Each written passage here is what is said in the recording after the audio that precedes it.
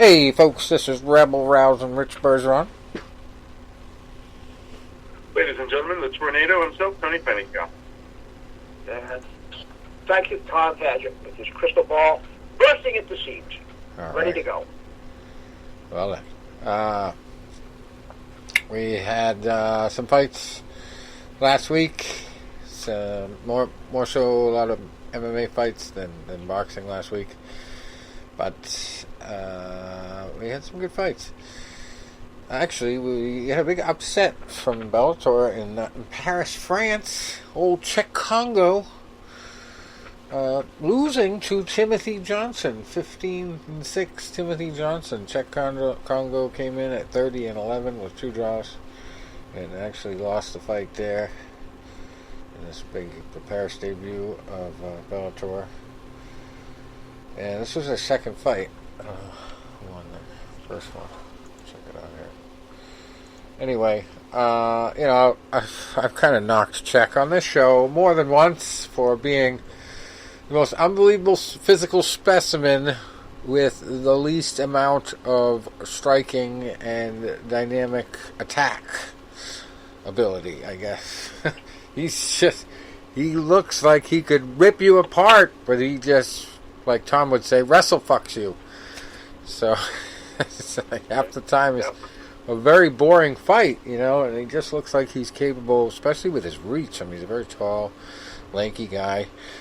He could destroy people if he was more of a striker, but he just doesn't strike. He just wrestles you and tries to wear you down. It seems like he always goes to the decision. This time he led the card and lost. Split decision, so not a good look for him. Anyway, Saul Rogers also on the card, winning by rear naked choke with just a few seconds left in the first round over Arbi Mezadov. And we had Yves Landau over Terry Bergier by flying knee knockout. That was 2 minutes and 18 seconds into that fight.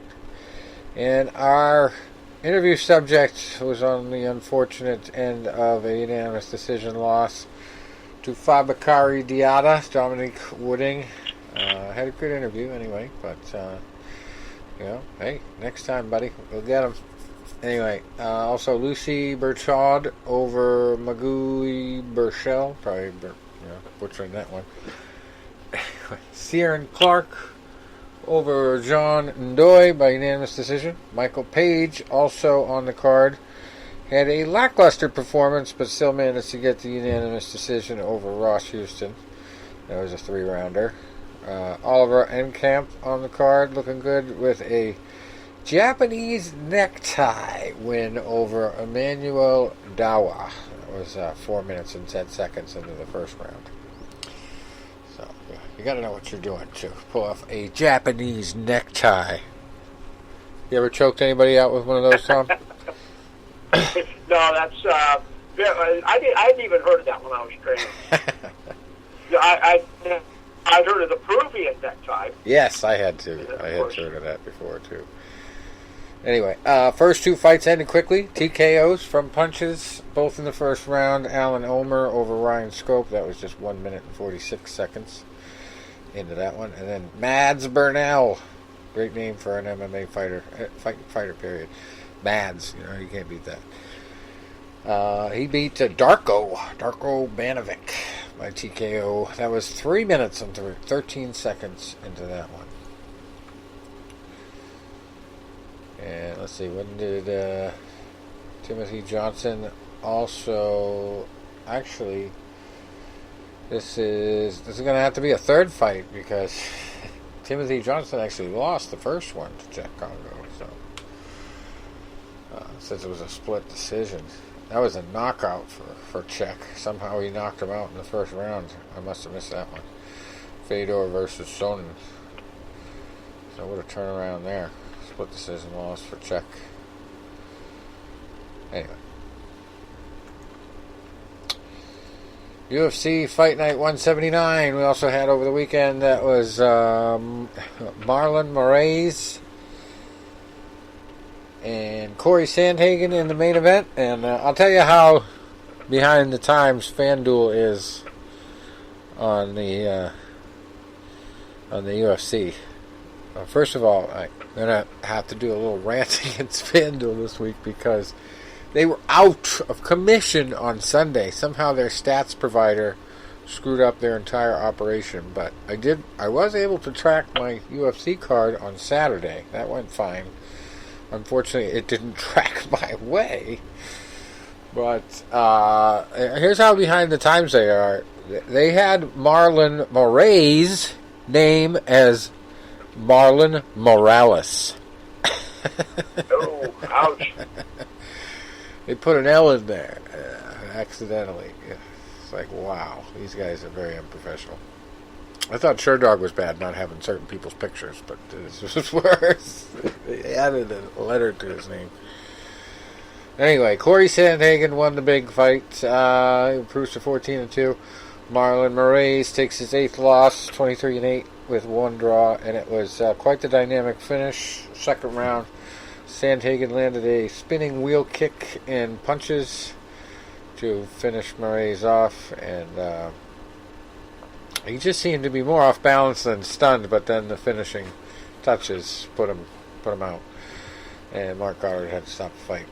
So not really controversial, but we would have liked to see a little bit more of a scrap there with what it was billed for.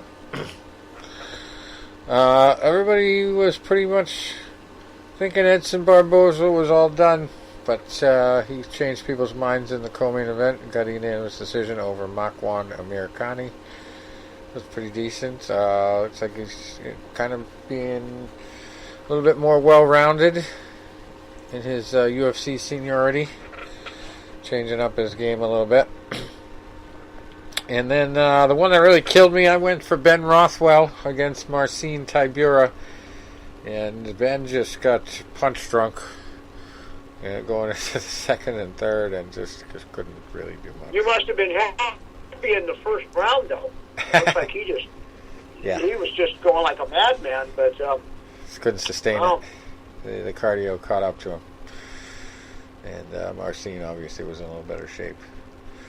And then Dricus du Plessis over Marcus Perez. That was a quick ending. 3 minutes and 22 seconds into the fight. A knockout from punches. And I somehow, instead of actually researching their records and matching up who they beat and all that, I went with Alan Baudot because some crazy website said that would be a good low number option. And he's, a newcomer and could go nuts. And then I watched the fight and I'm like, this guy is just like, knows he's going to lose. He's going in there just like so underconfident. And I just was like, wow, this guy didn't even really want to throw a punch. So he was committed to losing from the beginning. Tom Aspinall got that big win, and a knockout in the first round is big in those fantasy leagues, so that didn't help me out. But scored like 6 points. It's ridiculous. That's like very low for the MMA leagues. Anyway, yeah, elbows and punches. He got put out. Ilia Topuria over Yusuf Zalal. That was a unanimous decision. Tom Breeze over KB Buller. That was also a first round knockout. I also had KB Buller on my team. So it didn't help. I got Sandhagen right. I was about the only one. So anyway, it is what it is. I will try again this week. Chris Daukaus also got a nice knockout in the first round. He took the least amount of time. 45 seconds to dispatch Rodrigo Nascimento Ferreira. And he looks really good. Putting him out. Made it look like easy work. Joaquin Buckley took a little bit longer, but landed one of the most viral and amazing spinning back kicks on Impa Kasanganay. I believe he must have won a bonus. It was in the second round, 2 minutes and 3 seconds. And Impa Kasanganay, I never heard of him, but similar build, similar height to Joaquin. And Buckley threw this kick at him that he caught with one hand. And then so he's like, all right, and he did the other kick with the other foot while the guy's holding on to his other foot still. So he's 2 feet off the ground, and he puts his heel up to the guy's chin and then off of his temple and knocks him out. I don't know if you've seen this, Tony, but they actually had it on the ESPN pregame show for football this week to make a point. The girl on the team did not see. Put it up there. So that's how big it was. That's how viral it went. Wow. Yeah. That was like a movie. That was something out of a movie. Unreal. How do you script that? How do you plan it? So, he'll be known for that forever, and it's going to be hard to live up to it and have an encore. Yeah. Unreal timing, You know what? and the way the guy fell back was more entertaining than the actual kick, because it was just like a walk-off home run basically, because he hit him, and the guy's head rolled back, his eyes rolled back in his head, and then he just went timber over like slow. I obviously didn't see it live, but friends of mine have been sharing that on social media. Yeah. So I just saw it the one day, and you're right. It was like the slow motion fall. But you're right, because you said it like that. Like that is like something you got to live up to, and it's like when you do something like that sometimes, and that's in any sport. Like a guy comes in there. We have a book I have at home about like just different things in Philadelphia sports. This is written back, about 17 years ago. But it talks about like one-hit wonders, and a lot of them like happen early in their career. It's like a hockey player, like as a rookie, scores like 18 seconds into his first game, puts up like a hat trick, and then next thing it's like you never hear of him again. Like this guy's going to be the savior. He's going to be the man. And it's like, man, no. And it's like now it's like you go into like the next fight, and you're looking for that spectacular moment. And when you don't get it, even if you get a good performance or you get a knockout, it's not to that level. It's like a letdown. Yeah. It's almost something that's impossible to live up to. Well, it's just a freak thing, I don't know if he's practiced that. It's not like, I don't think it was something that he had ever landed on anybody. He was just like, screw it, he's got my foot, so I'm going to throw this thing at him. See what happens.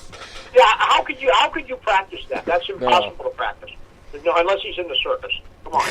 And it's funny. It's like when a moment of adrenaline comes up, and like you're in a fight, and like Rich, you've been in there, and it's like sometimes like you'll land something, and you're like, where the hell did that come from? It happened to me. I was in there, and I became adept at landing a counter left hook from a right hand, and the way you move with those punches, that's not the best. If you slip to the right hand, counter left hook, but not when the right hand lands to kind of roll and then roll back. What the way your body should move, the way physics is, the person throws a right hand, and whether it hits you or you do the shoulder roll with it, your weight goes on your back leg and you throw a right hand. Mine, it was like the weight would go my back leg, and I would switch to my left and throw a left hook because that was my game. And I'm like, theoretically and physically, everything was wrong with that punch, but it was my go-to. And I did it about on 6 or 7 guys, and I scored a couple knockdowns. One, I think I might even scored a stoppage with it in the gym. Huh. I could not teach somebody how to replicate that move. Yeah. Some things are. And actually, funny, even like working on the bag and stuff, I cannot, like, I can do like the roll under, shift the weight, throw the left hook. I can, move side to side, throw the left hook. But it's almost impossible for me to replicate that move and hook off of it unless it's in real time and the punch is actually landing. Right. That's just the way, shit happens like that. It's like almost instinct takes over. Fight or flight. All right. Well, we also had a bunch of unanimous decisions in the early going of the UFC Fight Night last week. Tagir Ulanbekov beating Bruno Silva. Tracy Cortez beating Stephanie Egger. Giga Chikadze did a great job of ruining the hopes of my pick. Omar Morales, another bad choice I made. He lost by unanimous decision. And then Tony Kelly rounded it off with a win over Ali Al-Qaeda. Not Al-Qaeda. No, Al-Qazi. Sorry. Not a Fugazi, Al-Qazi. Alright. And then this weekend we have another UFC Fight Nights. 180. We also have Bellator 249 going on. And former guest of ours is on this card. The James Krause, if you remember. He called himself that on the show. But he has every reason, actually, to be conceded right now because he's considered one of the best coaches in mixed martial arts. So it's on top of being a fighter still, he's doing a lot of coaching work. And more power to him. He is facing Claudio Henrique de Silva, who is 14-1. So no cheap date. He is 27-8. But always comes to fight. Always puts in a hell of a performance. And we're going to be rooting for him. We also have on the undercard Jun Young Park, 11-4, against John Phillips, who is 22-10.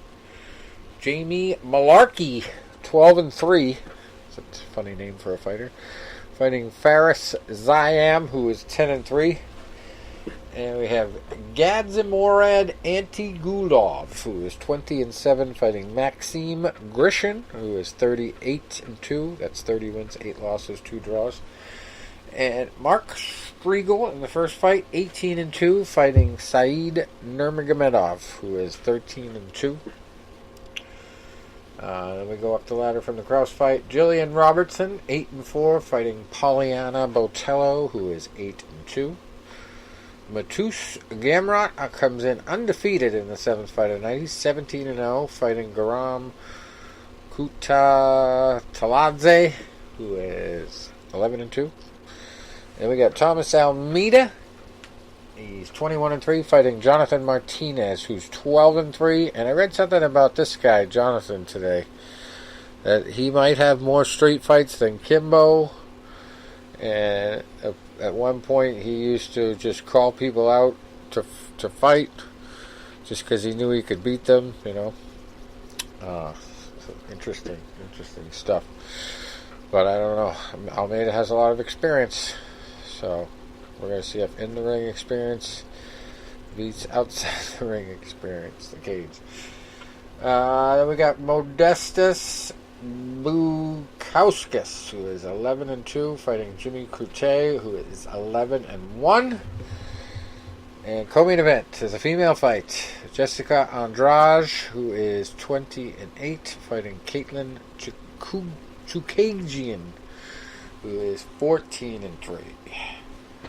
And then the main event, Brian Ortega, 1 loss, 14 wins, fighting Chan Sun Young, who is 16-5. And don't call me a racist, but the Asian fighters have never done extraordinarily well in the UFC in recent years. For some reason, it's just none of them.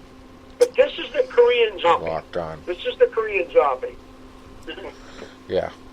He's got the nickname, but does he have the ability to take out one of the UFC's best? I don't know.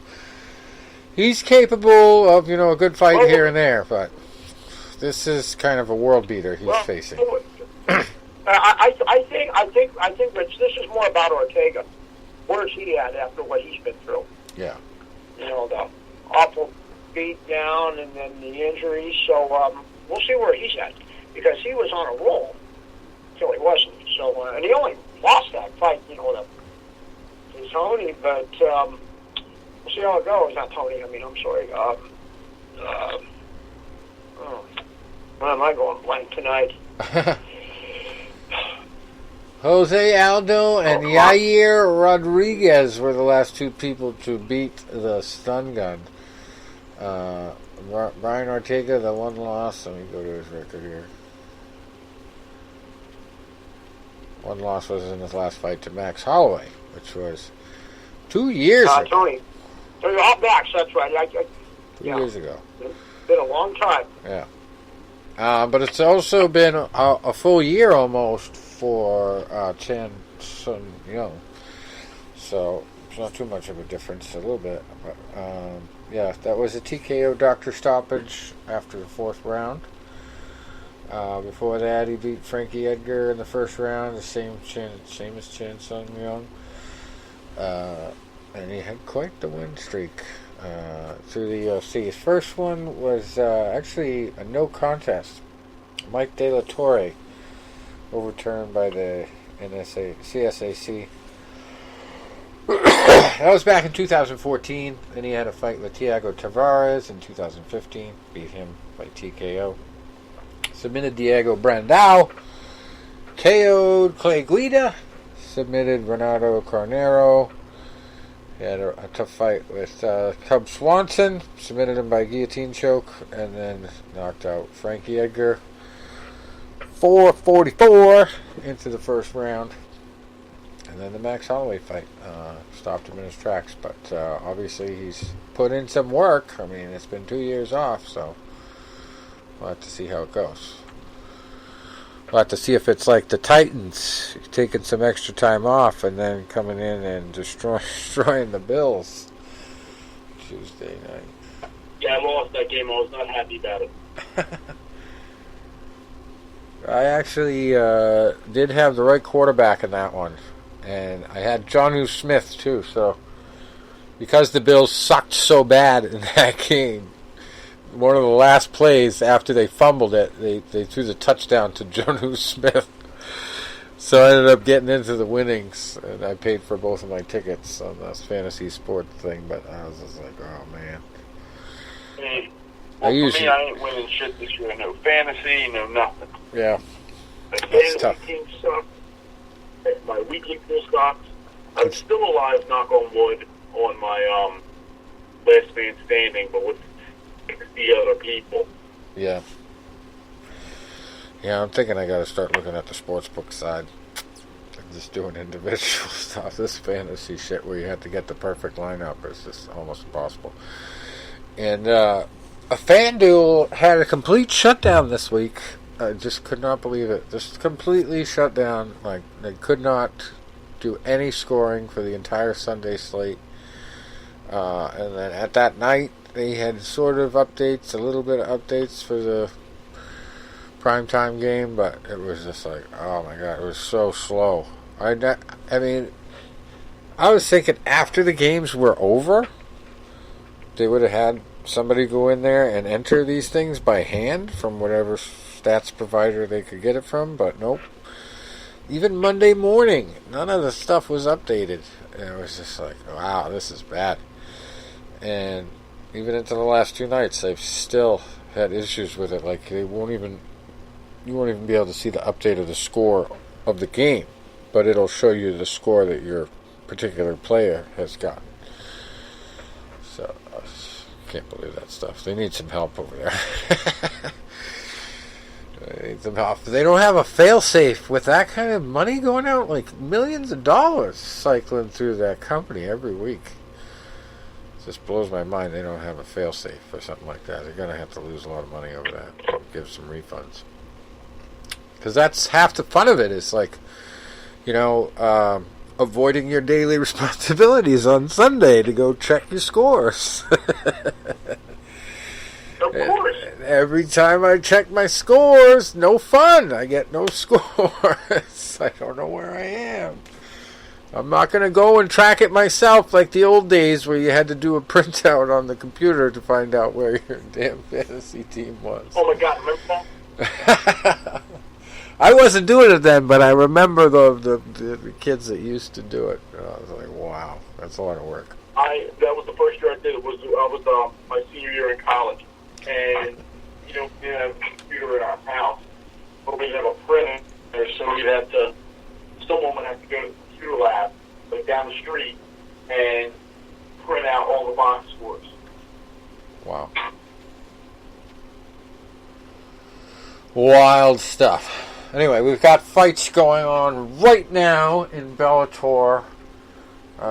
It's not, so it hasn't got to the TV. While you're doing that, give me a few minutes. I got a friend that just stopped over. I got to help set their fantasy lineup. Why they want my help, I don't know, but I will be back in a matter of minutes. So don't talk about the Lopez fight till I'm back.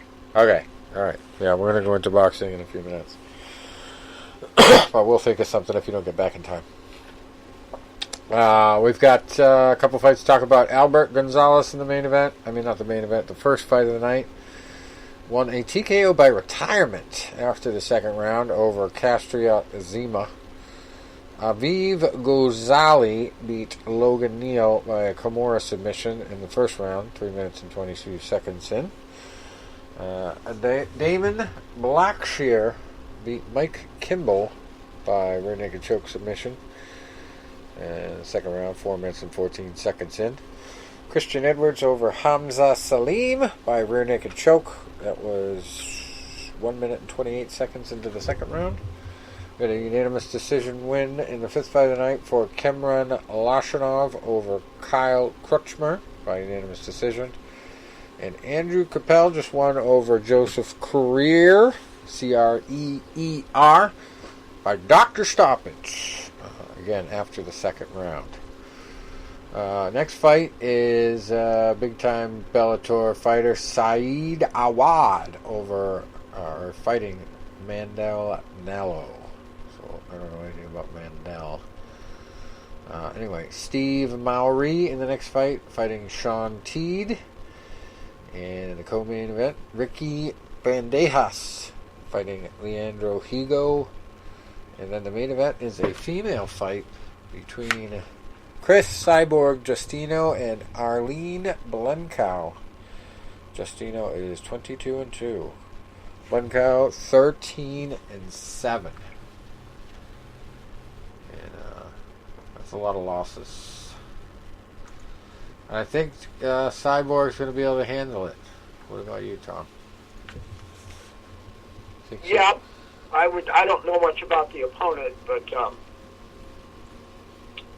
I think Christine will be up to the job. All right. Yeah, she is a pretty tough woman. Amanda Nunes took her out with a knockout. That was her only loss in like a decade, I think pretty much, yeah. Over a decade. Amanda Nunes. Basically, yeah. She hadn't lost before then since her debut. Got knee bar submitted back in May of 2005. And had one no contest over Hiroko Yamanaka. But yeah, fought a who's who in the UFC, and then the UFC just cast her off after the Nunes fight. The Felicia Spencer was her last opponent actually in the UFC. It was a unanimous decision win for her in 2019. So she's one of those rare fighters who left the UFC after a win. Very rare. Unreal. Anyway, so she's with Bellator now, and she's the main event. Probably making some decent money too. This one's on the East Coast at Mohegan Sun Arena. I believe they're going to start the main card on CBS Sports Network at 10. Anyway, before we get to the big fights on ESPN on Saturday, we're going to get into a little boxing before he gets back. We're going to talk about last week's fights. Not a lot of big names. We had some good ones. Come on, Box Rec. Load up.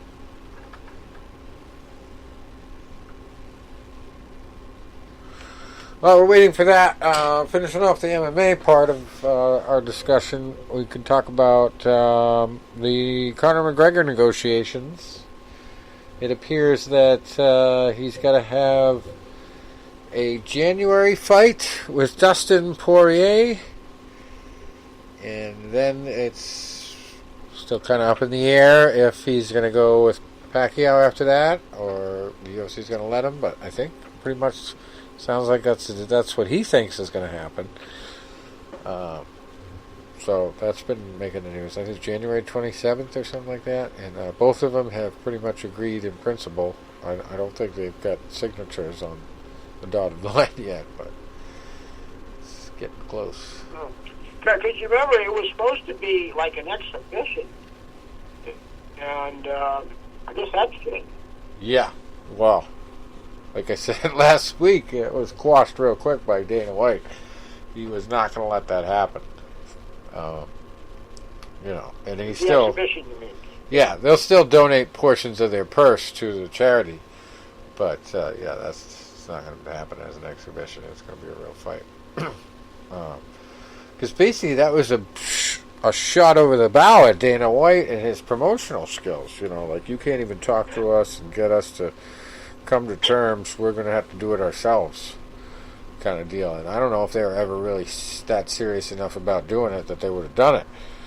But I guarantee you, Dana White was flipping out about that, trying to make sure that it wouldn't happen that way, because that would give way too many fighters ideas. You know what I mean? Yeah. Can't be having that. But now here's a question though: how would a Conor Pacquiao fight be marketed? Because remember, it's going to be straight up boxing. Because I doubt if Pacquiao would agree to anything else, no kicks or grappling. So how do you market that? Well, you just say that they both lost to Floyd Mayweather. That's all.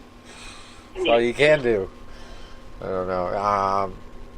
You have to hype up the MMA side. So.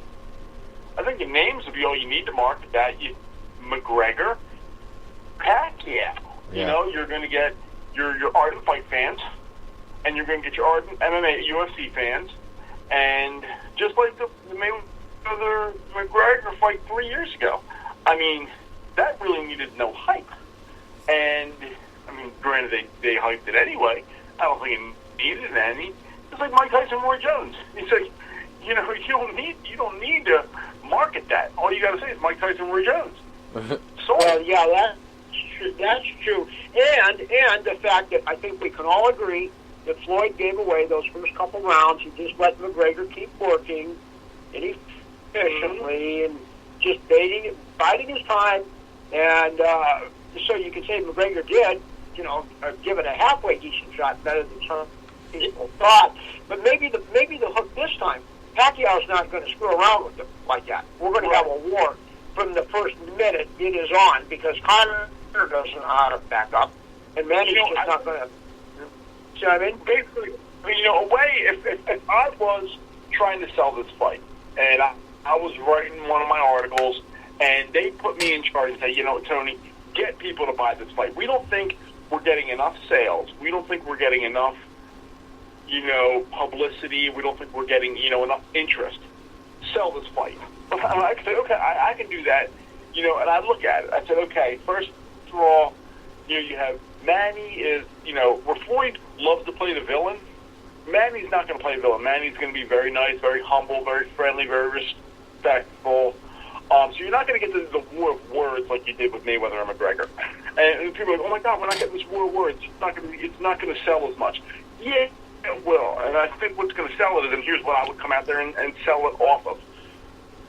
Look at it like this. Mayweather was a defensive genius. He always has been. Mayweather's game is to neutralize you. Not all the time beat you, but to neutralize you. He really didn't beat Manny Pacquiao. He neutralized him.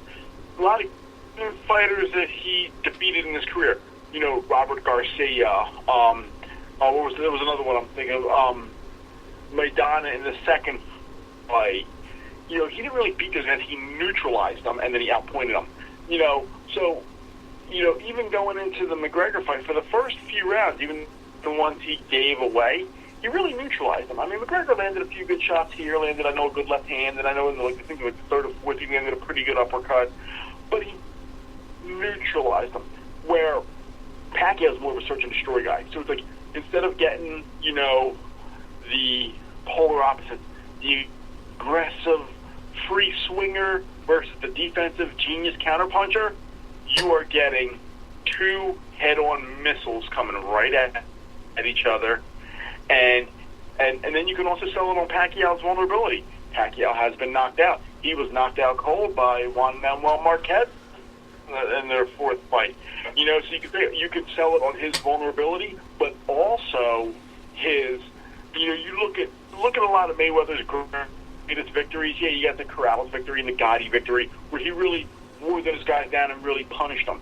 But then you look at Pacquiao's greatest victories: Ricky Hatton, Miguel Cotto, Margarito, where he just, destroyed them. So now it's like you have seek and destroy versus seek and destroy. That's all I need to do to sell it. Done. Mm-hmm. Well then, Tony is now promoting the fight. Yeah, absolutely. Get your costume out. I'll sell the shit out of it. Go down the street with some flyers and start screaming all that. They'll sell it. We're going to go back about 8 months ago, right? And I got a good friend of mine, and he watches boxing casually. Not a big fan, he'll watch some UFC, he'll watch some boxing, but, you throw a lot of names at him. He'll know Mayweather, and he'll know a few guys, but he doesn't know a whole lot, right? I took him to his first fight a couple years ago. We went to that fight when Kovalev got knocked out in Atlantic City. He had a great time, but at the same time, he was like, yeah, okay. Well, he, going into this past February, had no interest in the Fury-Wilder rematch. He hadn't seen the first fight, didn't know anything about it. Might have seen the commercial, but probably tuned it out, right? Until he went on Facebook, and there was a link from me about the preview I wrote. And he goes, you know what? He goes, and we joke around, we bust on each other, and he goes, oh my God, let's see what this idiot's got to say about this. Well, let's see if Tony can actually form two sentences. Then he read my stuff, and he was like, you know what? Wow. He goes, and I really sold what I thought was going to be a very competitive and exciting and, can't miss event. And then he calls his cousin up, and he's like, yo, Mike, let's order the fight tonight. Mike's like, go to over Tony's. Nice. He's like, and then he's like, yo, you're getting a fight? Yeah.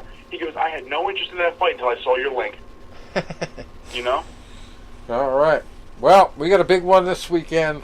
It's a huge card at the Bubble, the MGM Grand. Vasily Lomachenko against Teofimo Lopez. Vasily is probably the favorite, even though he has the one loss. Lopez has no losses. It's for 3 titles, the WBA, IBF, and WBO World Lightweight titles. And what's the analysis? I really don't know enough about either one. It's almost hard to remember that Lomachenko does have a loss. It was in his second pro fight, and it was a world title fight. That says something right there. Yeah. Now, you can't really trust amateur records, but he was a reported amateur of 396 victories and 1 defeat. Whoa. So when he turned professional, he was already fighting championship caliber fights from the get-go. And the second fight was Orlando Salido. And I had a friend actually fight Salido, and Salido's rough and tumble, physical, and he basically mugged Lomachenko in that fight. A lot of holding, a lot of grappling, fouling, low blows. He did everything. When you take a guy that was an extensive amateur career, you got to introduce him to the professional ranks real fast if you're a world-class fighter. So this is hazing. Which Salido is. Not the, he's not the, exactly, hazing, perfect word. Salido's not a guy you're going to see like with a Mayweather-esque style, but he is a mauling, brawling type of guy, and that's what he did. He roughed him up, he fouled him, he took him out of his game, and I believe he's one of those guys that eats the tainted meat. Like Canelo. He likes that tainted beef. He got caught one time for that shit. Yeah, exactly. So then Lomachenko's come on, and he's rolled off an impressive streak of victories. They were calling him Lomachenko for a while because he was literally making guys quit. He was, beating them down, and to the point where they were just saying, no mas, I can't take no more, because he's so hard to fight. But here is I'm going to give you scenarios where I can see both fighters winning, and what they would need to do to win. I apologize, I didn't have enough time to write an article on this, but, work's been busy, and I had to take Monday off, so I'm a little backed up this week. But, so you take a guy like Lomachenko. They call him the Matrix because if you watch the Keanu Reeves movies like that, he's always like moving like in these unusual positions to get through like those lasers and all that. Crazy footwork. Crazy good footwork. Yeah. Where Lomachenko likes to be 1 to 2 to maybe sometimes 3 steps ahead of you. And his body moves extremely awkwardly, so he's hard to time. You watch a normal fighter and you say, okay, it's like a dance. You're doing a tango. It's like step 1, step 2, step 3, step 4. Where Lomachenko's step 7, step 12, step 26, and step 42. You don't know where he's going to be. And that's why he hits you from weird angles. He's not in front of you. And if Lomachenko wins this fight, you're going to see a, maybe not exactly, but a similarity to Bernard Hopkins and Trinidad in 2001, where Hopkins was 2 to 3 steps ahead of Trinidad. He was, every time Trinidad tried to set his feet for a power punch, Hopkins moved off to an angle. And, while Hopkins is not Matrix-like like Lomachenko, what he was doing was neutralizing Trinidad's biggest asset, which was his power, by not letting him set his feet. Lomachenko was a master of that. So if Lomachenko wins this fight, he is going to draw Lopez in, and then he's not going to be there. He's going to be 2, 3, 4, 5, 6 steps ahead of him, and he's going to hit him at all these angles, and he's going to frustrate him, and he's going to draw him into mistakes, and he's going to wear him down, possibly for a decision or a late stoppage. For Lopez to win this fight, Father Time beats everybody, and you had a situation where, hey, Lomachenko did take a knockdown a couple fights ago, where a great fighter that relies on speed, instinct, and timing, and reflex. When that reflex slows by a half a shade, they could be hit with a punch they were not normally hit by. See Roy Jones and his fight against Antonio Tarver, the second one, where he normally would throw that punch and he would step back out, and the counter punch would miss him every time. When he fought Tarver that second time, the counter punch didn't miss him, and he knocked him out. And then that kind of gave the game plan on how to beat Roy Jones. He can't move like he used to, so you got to punch as a counter exactly what he's punching and tries to move out of the way. So if Lopez is going to bring the fight like he is, he's got to try to, there's going to be hard time timing Lomachenko, so you can't look for the perfect punch. You just got to throw your hand. If you think he's going to be there, throw him. And hope that his reflex is just slow just enough that you can land a punch that maybe a year ago would have missed. Teofimo, just looking at, on paper, Teofimo just has not fought the caliber of pro fighters that is on the record of Vasily. And Vasily started out, like you said, with title fights. He started out with world-class fighters, championship caliber fighters. Now, if you, a year ago, if you look on Lopez's record, he has that win over Richard Comey. Yeah. And I had seen Comey fight in Reading, PA 4 years ago. It was a losing effort to Robert Easter, but the fight really could have gone either way. And it was, a flip of a coin. I think it was a split decision in Easter's favor. But Comey's a tough as nails guy. And he had fought, my friend Mike really liked Raymundo Beltran from when we went to Vegas back in 2014. Really became a big Beltran fan. And Comey tore Beltran apart. Tore him apart. So now, when he was fighting Lopez last year, my friend gets excited. He goes, man, and he goes, I want to see the guy that tuned up Beltran fight Lopez. And I was doing a dinner that night, and I was driving home. And he texted me, I was about maybe 10 minutes from home. He goes, they're getting in the ring now. I said, okay, maybe I might miss a round or two, but I should, be there in time to see the rest of it. I am like a matter of, a couple miles from my house, and I get a follow-up text. Holy shit. So it sounds like holy shit? What's holy one shit? of those classic cases. If it goes to decision, Lomachenko's winning. But Lopez has a chance in the early rounds if he can connect. Just catch him sleeping. But most of his wins are by knockout. He has like three decisions, I think, Teofimo.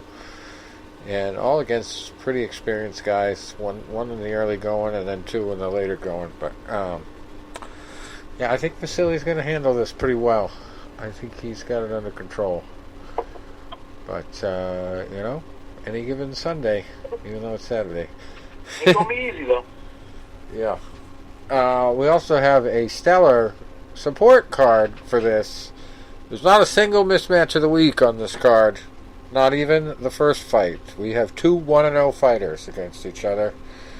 Charles Garner and Yahya Tucker at welterweight. Then we got Quentin Randall, 6-0 against Giancarlos Rivera, 4-0. There's our somebody's always got to go fight. No. Almost. Anyway, it's one of them. Then we got a middleweight fight. Get a load of these guys. The cues are wild. Quatavius Cash, 12-2, fighting Quincy LaValle, who is 9-0-1 at middleweight. Quatavius Cash. How about that for a name? And we got looks like a Mexican with four names, and one of them's not Jesus. Jose Henrique Durantes Vivas. He is 19-1 at featherweight, fighting John Vincent Moralde, who is 23-3. Edgar Berlanga, also on the card, 14-0, fighting Lanel Bellows, who is 20 wins, 5 losses, 3 draws. That's super middleweight. That should be probably an easy one for Berlanga there. Then we have Josu Vargas, 17-1, fighting Kendo Castaneda, who is 17-2. That should be a decent mix-up there.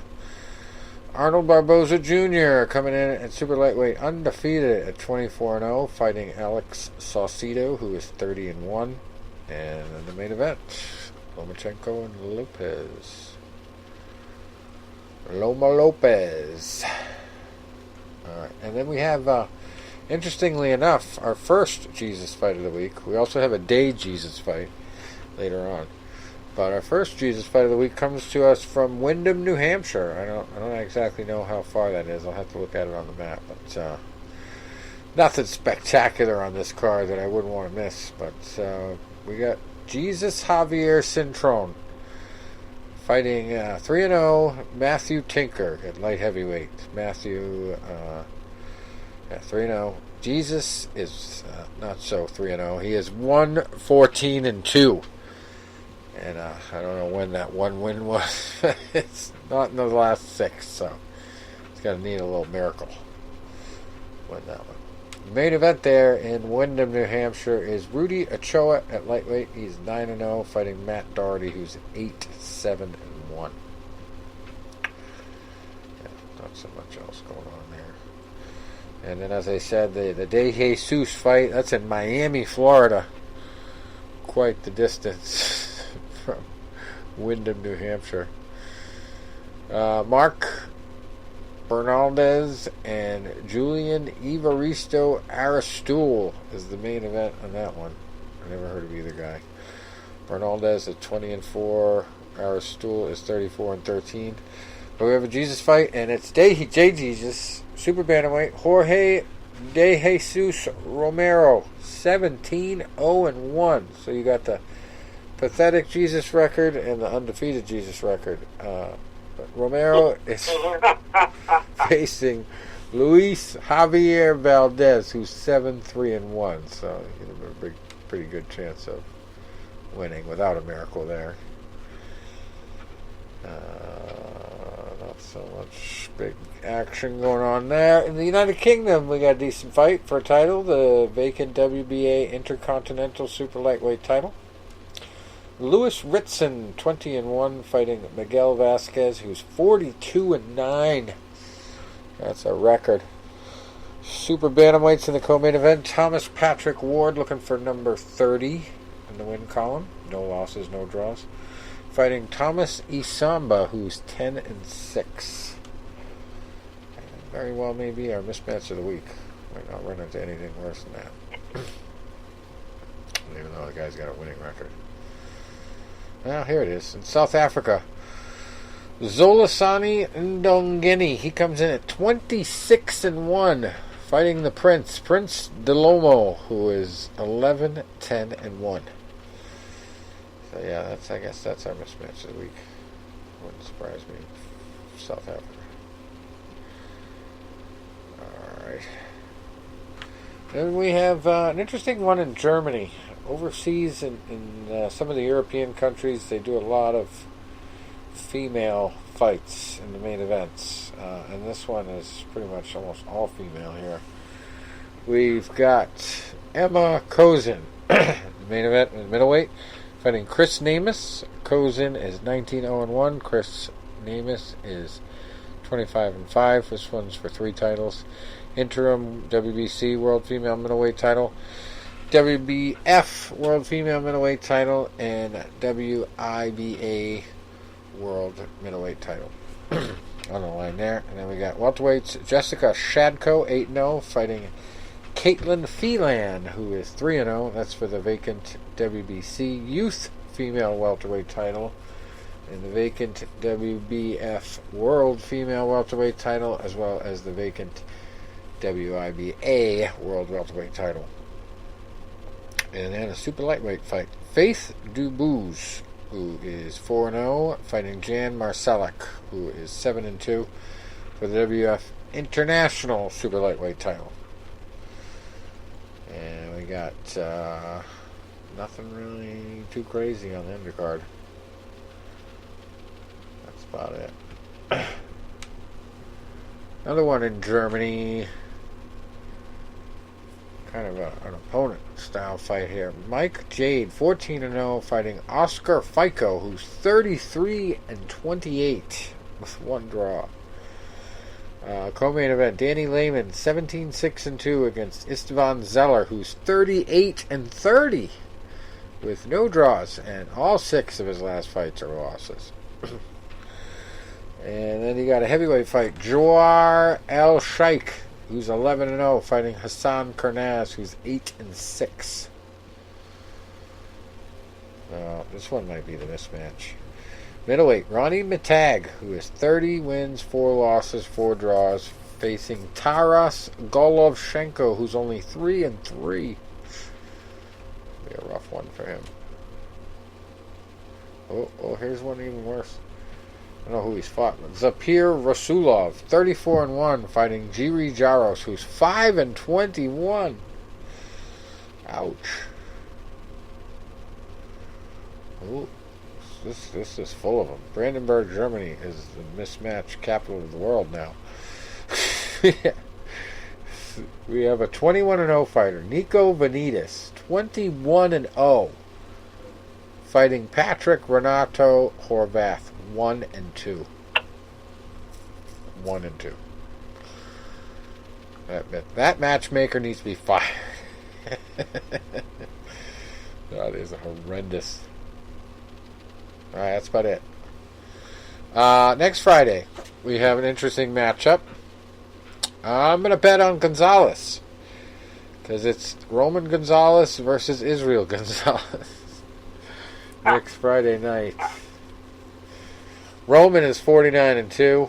Israel is 25-3 for the WBA Super Flyweight title. How about that? Super World. I'm gonna take that bet. I'm gonna take that bet, and I'm gonna go for a draw. Gonzalez versus Gonzalez. One of them's from Nicaragua. Where's Israel from? Israel's probably not from Israel. Oh, jeez, you're going to make me log in.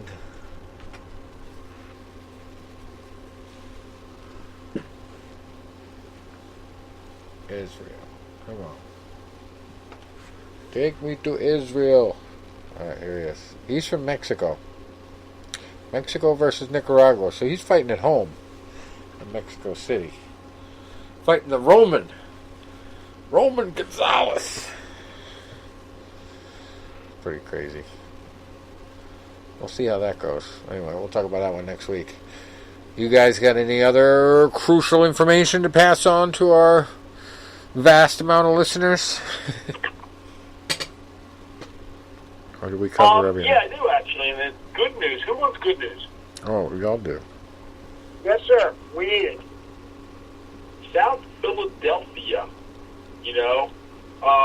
Born and raised. No, that's something else. The first boxing show was banned in less than 1 month. Oh, cool. Yeah, in fact, I know the trainer that's doing the promotions. His name's Rodney Rice. He trained Garrett Wilson. He worked with a couple other guys, out of South Philly. He actually trains guys out of my old gym right now, Marion Anderson Rec Center. And he's doing RDR Promotions, which is Saturday, November 7th, 2300 Arena, South Philadelphia. And it's going to be limited fans. It's going to be all purchased in advance. Tickets are like $75 and $100, I think. Now, the 2300 Arena seats 1,200, maybe? I don't know the exact number. I mean, I've been there times where I've had seats. I've been there times where I've had standing room only. I don't know what percentage they're going to allow. So I don't know if they'll be allowing, like, say, 30% capacity and say, like, 300 people. Or 25% capacity, they'd seat 1,200 and then allow 300 people. But it's a start. And here, see, and you guys have heard me over, especially the last few months, just talk about things that I listen to, things that I read, things that I hear. You hear a lot now about a potential second wave, which is scary. The second wave! Numbers are going up again. They're doing lockdowns again over in France. But then it's like you hear things like, well, yeah, numbers are going up in the U.S., but we're allowing football teams to have fans because most of the stadiums are 60 to 80,000 people, and we can still fit 20,000 people in there at a social distance with masks on. So, are the numbers going up and lockdown needed again, or are we now allowing social activity? Well, I think you got to look right in the middle of it is where reality is. Reality is maybe numbers are going up again, but death rates are not going up, and death rates percentage-wise are getting lower because treatment options are getting better. The hospitals are not getting overrun like maybe they were in the beginning of it because you don't know how to treat it. Take somebody to a hospital, put them on a ventilator. Wow. All I can say is it's all Trump's fault. If you listen to CNN, yeah, it's going down. And I don't listen to CNN at all. I read medical shit. I was reading he killed like, 200,000 people himself. What I read, but at the same time, it's like if you're allowing like partial capacity to events like this, football games, boxing matches, and all that. What you're bringing in? You're bringing in economy. Yeah. And you're getting stuff back like that, which is what I think you need. By the way, does anybody else out here know how many trials, vaccine trials are in phase 3 in the world? You would know. No. Yeah. 11. Well, yeah. 11 are in trials where they are doing thousands of people. 11. So, now one of them got, halted for a week because the person had chills for 24 hours. That's not a side effect.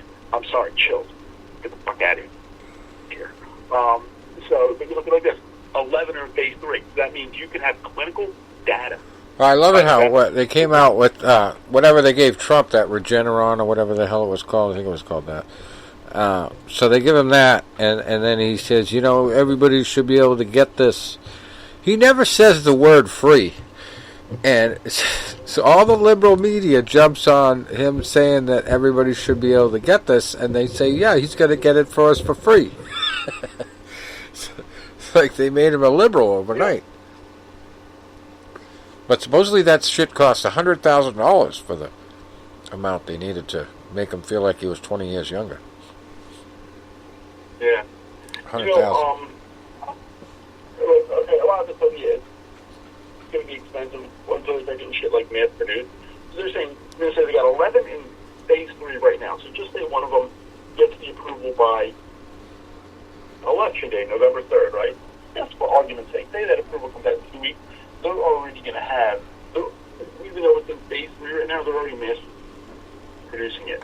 You know, by the day it gets, like, 10 million vaccines will be out there.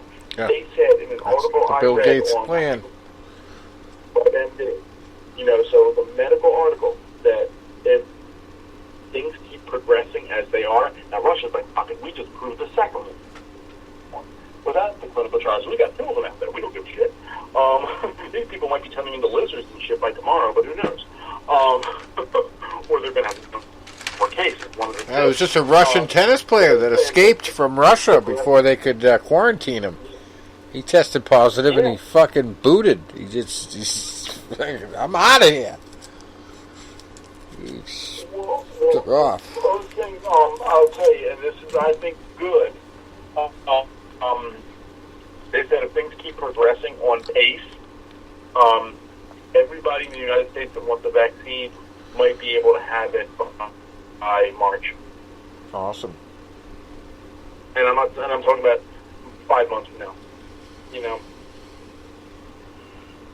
I think they'll have something by December. You got to sit there. You got to look at the. You know. I bet they'll have something by December. Trump's saying by election day, but I don't think so. I don't think that's likely. Yeah, I mean, you figure election day is in 3 weeks. Yeah. You know, so that's going to be really next to, I wouldn't say impossible, but very unlikely. But, you know, progress is being made at an amazing speed. So by end of the year, your vulnerable people will start to get it. And hopefully by everybody that wants it by, you know, March will be able to get it. And then even so, it's like if they can do even a quarter of everybody that, you know, is high risk by January, that should bring us back to a sense of normalcy before the mass unload in March. Because, as I said a couple times, more than once, a guy like me gets in, who gives a shit, you know? Beat it. You know, just pick a fight. I'll beat it. What are we going to do when COVID-20 comes, after the vaccine comes out, though?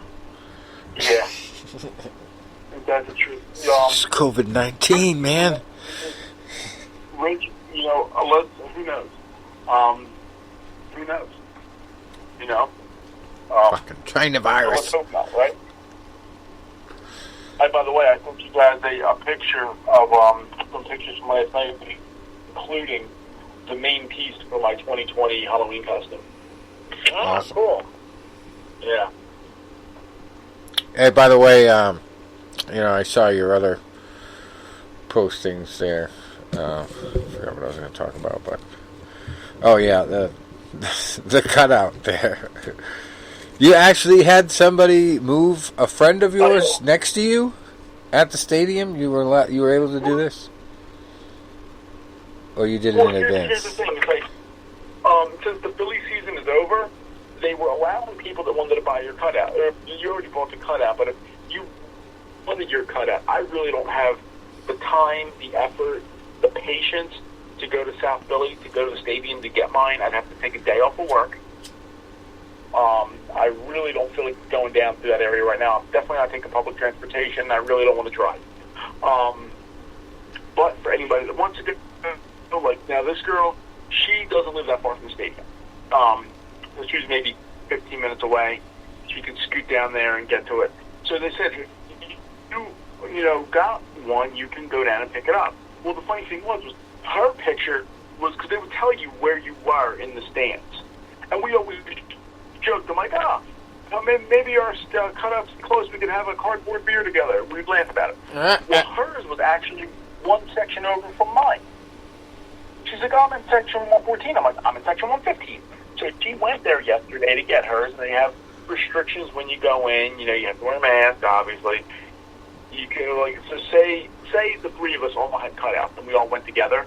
I would go in by myself to get mine, and then Tom would go in by himself to get his, then Rich would go in by himself to get his.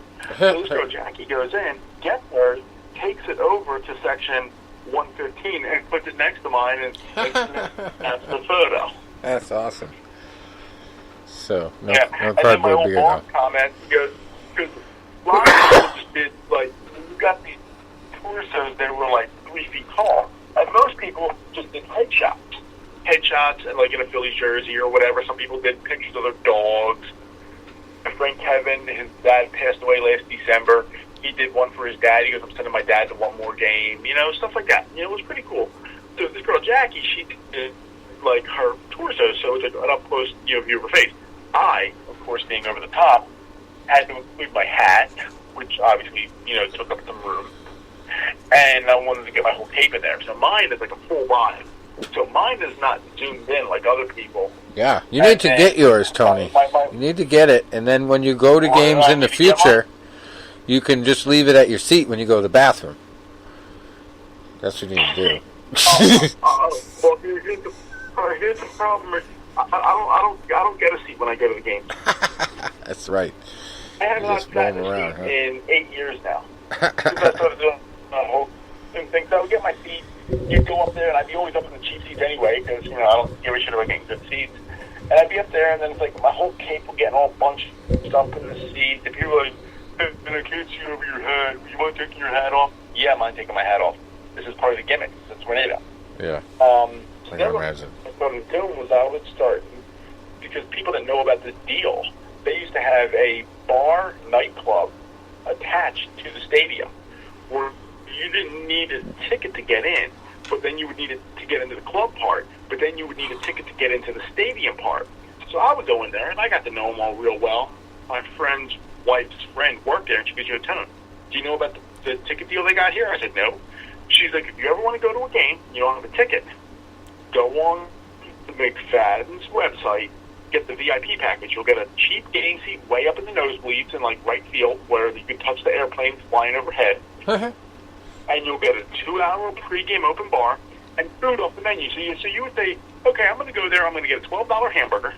I'm going to drink as much beer as I can for 2 hours. And I'm going to get a game ticket for $45. Nice. And that's what I would do. So I would walk in there. As soon as I'd walk in, they'd be like, hey, Tony, you got the deal again, didn't you? Yeah.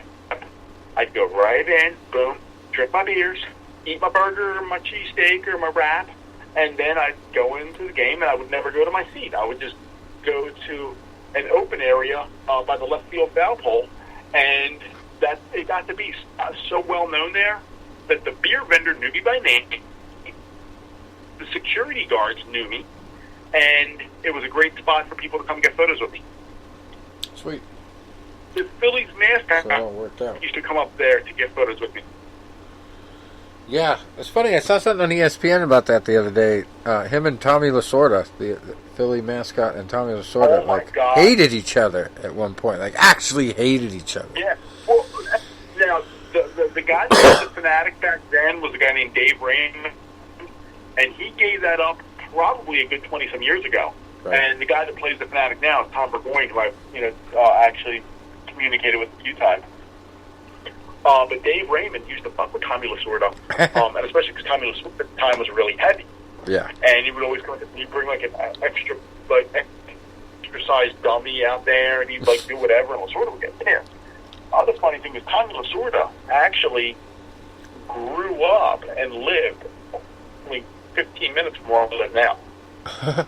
And he was friends with my uncle, and he had given my uncle a baseball signed by like the 62 Dodgers, which was burned up in a fire.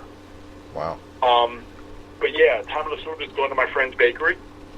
So a lot of cool stuff that I know people that know Tommy personally. Funny. Small world. I actually drank with his brother. Cool. All right, we're going to wrap it up and enjoy the fights tonight. We got Bellator 249 going on. No Thursday night football, but we've had the town halls here going on, so you can decide your presidency. We got one more debate, one more big verbal fight between the two of them, and then you got to go vote. A lot of people are doing early voting, waiting in hour-long lines, like 8 hours to go vote in Georgia. My company is actually giving us a half day if we want to vote for a person, a paid half day. But what I'm going to do is I am going to probably get to my place. My place is only a mile from me. I'll probably jog there at like 6 in the morning and stand there an hour before it opens. And I'll be, so that way I'll be back to work by 8 o'clock, which is my normal start time. And then I can take my half day just to fuck around in the afternoon. A Corona Light. On point. An inflatable Corona Light. You had to go with that, huh? Yeah. And what I'm going to do is I am actually going to cut the bottom of it. I'm going to cut a head hole. I'm going to cut 2 armholes, and I'm going to wear that thing. And then I'm going to wrap toilet paper around my arms. I'm going to wear a face mask, and I'm going to hang a bat around my neck, like one of them, like, vampire bat looking things. And I was going to get real conscious for wear like the Chinese hat, but I'm like, I might want to just maybe I won't go that far. Yeah, smart. That's a little over the top. All right. Well, you enjoy your Halloween planning, and we'll chat next week and recap all the fights. All right, guys. Enjoy the fight. All right. Thanks for stopping by.